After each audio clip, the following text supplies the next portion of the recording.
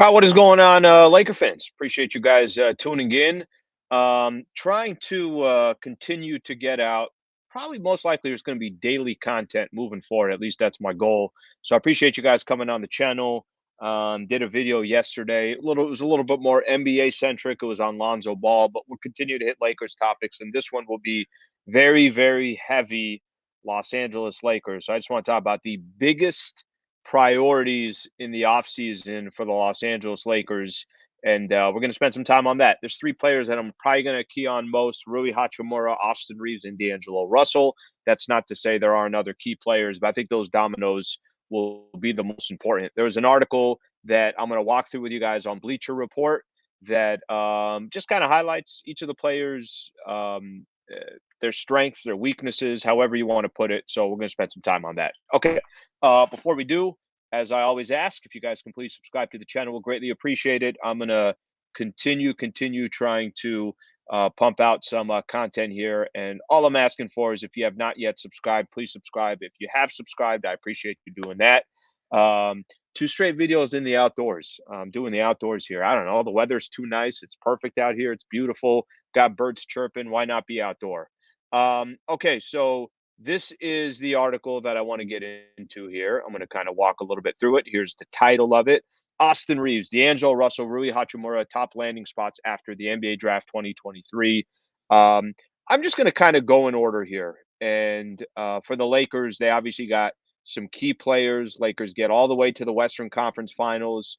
It was an exciting run. But after all that, now you got to ask the question of, all right, well, what do you do from here? And do you have enough talent to compete with a team like the Denver Nuggets or some of these other teams? I'm going to do another video coming up soon on where the Lakers, where they rank in the Western Conference. And that's kind of what I'm referring to, is the competition's so much tougher. Let's start with DAngelo Russell. So D'Lo last year for the Lakers, remember, came at the trade deadline, missed a handful of games because of an ankle injury that he had against the Golden State Warriors. Um, Averaged 17 and 6. Let me tell you this: if I'd have told you, if you would have told me that DAngelo Russell was going to average 17 and 6 for the Lakers, and that's kind of the production that you're going to get, and you could rely on him on a night in, night out basis, man, I'm the last one that's going to complain about DAngelo Russell. Those are great numbers. Here's the problem: the problem is, the Lakers are not playing to just make the playoffs, and next year might be the last opportunity that they get with LeBron James to try to go make a legitimate run. Okay, if that is the case, then DAngelo Russell in the playoffs, specifically against the Denver Nuggets, look at these numbers that DAngelo Russell averaged in the conference final sweep against the Denver Nuggets: 6.3 points and 3.5 assists. I don't care how you try and slice and dice it. You could say, oh, he just had a bad series, this, that. The guy looked demoralized. You had Bruce Brown going after him and talking about it after the game, and there was nothing DAngelo Russell can do. It was an incredibly disappointing Western Conference Finals for a player that the Lakers, that could have been the difference of the series, is if D'Lo was giving you the 17 and 6 that he was giving you in the regular season. That could have been a completely different outcome. I'm not saying you're going to beat the Denver Nuggets. I'm saying you're probably not getting swept, and it would have taken a lot more pressure off of guys like Braun and Anthony Davis and Dennis Schroeder and Austin Reeves and Rui Hachimura. They needed D'Lo to deliver. D'Lo did not deliver. So there's a lot of question marks coming up here. Jovan Buha had mentioned this, that the Lakers were looking at sign and trade options for his next contract. There are some teams on here that look like they could potentially be interested in a point guard. Chicago Bulls, we know the situation with Lonzo Ball. I was mentioning that yesterday. Apparently, the Houston Rockets, the Toronto Raptors, depending on what happens with Fred VanVleet. So D'Lo is going to have a market. The question is just going to be, will a team be willing to do a sign and trade with the Los Angeles Lakers? And what's that number look like? If D'Lo is making $31 million this past year, if he's making $31 million this past season, do you guys think he's going to still make $31 million? Of course not. I think the number is probably going to be, I'd say, between 18, 23, maybe 25 million max, which, by the way, still seems like a lot, but that's just the price of doing business in today's NBA. So, with all that being said, D'Angelo Russell, I'll give you guys my quick thoughts and my quick feelings on D'Lo. My thoughts are this. I'm getting a little used to the share screen here, so I just want to kind of use it at the right time. My thoughts are this on D'Angelo Russell. If he's not the point guard for the Los Angeles Lakers starting next season, I'm probably not going to lose too much sleep over it. That doesn't mean he does not have value. I just would prefer a more vet point guard or a point guard like Fred Van Vliet. That'd be amazing. Do I think that's going to happen? Probably not. So I think most likely I'd rather have D'Angelo Russell than not have him. So I think for me, the way I look at D'Angelo Russell on my priority list, he's a priority, um, but I think there's some other players equally important or even more important. If you can get D'Angelo Russell and that number is right, maybe it's around that 20 million range, then maybe you start the regular season with him, you do everything you can, see how he's playing, see how he's performing with all these other players, and maybe by the trade deadline comes, you say, okay, no, we're good to go. We like what we're getting from D'Angelo Russell. And if it's not happening, then you go try to make some type of a move before the trade deadline. Some Laker fans like that. Some Laker fans are like, can we just keep a roster and stop moving guys? I don't blame you for that. I completely understand. I understand where Laker fans are coming from that perspective. Um, the last thing I'll say here on D'Angelo Russell, and you guys could feel free to chime in on any of this. Do you want to see D'Angelo Russell back or not? The D'Angelo Russell piece for me is there's got to be a backup point guard if D'Angelo Russell's on the team. If Dennis Schroeder was not on the Lakers last year, I don't know what the Lakers would have done with Dennis Schroeder or with D'Angelo Russell so inconsistent at times. Dennis Schroeder was a big piece. So Schroeder to me is still a big piece, especially if D'Angelo Russell is going to be on the Lakers. Okay. Your comments, what you want to see with D'Angelo Russell, feel free to put those comments there. Rui Hachimura. Um, Rui, obviously, the Lakers got 2 weeks, I think, before the trade deadline. I want to say it was the first deal that went down was Rui Hachimura for the. It was definitely the first deal for the Lakers, but I can't.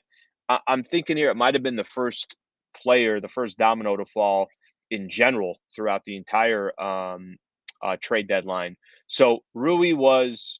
I thought Rui was really nice, to be honest with you. I thought Rui was actually better in the playoffs than he was in the regular season. So here's some numbers on Rui. Once he came into the Lakers, all right, 10 points, 5 rebounds, 33 games. It makes sense, right? Nothing crazy, nothing too crazy from Rui. But once we got going in the playoffs, look at him against the Nuggets 15-4 through those 4 games. In the 16 playoff games, he had 12 points, shot 55% from the field. What was that? He had some games, he had a 29-point game. I mean, he had some really, really good moments. The thing I like about Rui Hachimura, the thing I like the most about Rui is he's a big dude, 6'8". He's got a great body, a great wingspan, broad shoulders, holds his own on the defensive side. And I thought playing, this is the first time ever he got drafted by the Wizards. Anybody that plays for a bad organization, it's really, really tough to, I think, make progress in the NBA. But when he's playing with LeBron and Anthony Davis and Dennis Schroeder and Austin Reeves and smart basketball players, high IQ players, you saw the value in Rui Hachimura. I want to see him come back. I really, really do. I also would not be surprised if there's other teams that come hard at Rui. Here's a couple that are listed here in this article. Again, this article is on Bleacher Report. Great article, by the way. Phoenix Suns and Indiana Pacers were interested. This was at the deadline. How much does that change moving forward? A lot of teams can use that type of a player. Plus, he doesn't really even need the ball, right? Like Rui's the type of player too that I think he certainly has a lot of benefits to being on a roster, and he's not a player that is going to demand the ball every single possession or anything along those lines. Okay. The Rui piece of it, another priority where I would love, love, love to see Rui Hachimura back with the Los Angeles Lakers. What's the price tag going to be? Is it? I remember before when he first got traded and he wasn't playing all that good. I think the price tag was around 10 million. Well, after how he performed in the playoffs, probably closer to 12 to 15 million dollars. But I want to see Rui Hachimura come back with the Lakers. I got a lot of faith in where his game is going, what he can be in the next couple of years. So to make it simple, I'm a fan of Rui Hachimura. The biggest offseason priority, in my opinion, I think a lot of Laker fans would agree with this. Austin Reaves, man.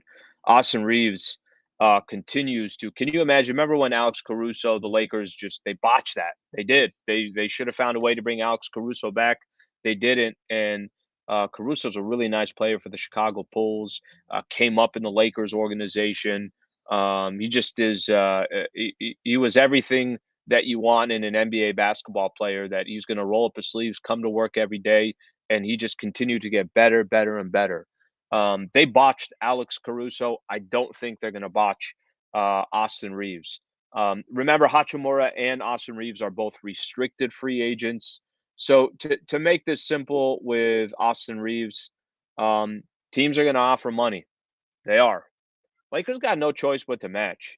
I don't really, for me, whatever that number is, it helps that Austin Reeves obviously playing with LeBron, playing with Anthony Davis, and everything else. But Austin Reeves hustles like nobody else, has a good jumper, creates for himself, became a little bit better of a facilitator as the season went on, will take charges, will do literally, he makes winning plays. He's a winner that wants to win. And I think he's got to be a crucial, crucial priority for the Los Angeles Lakers.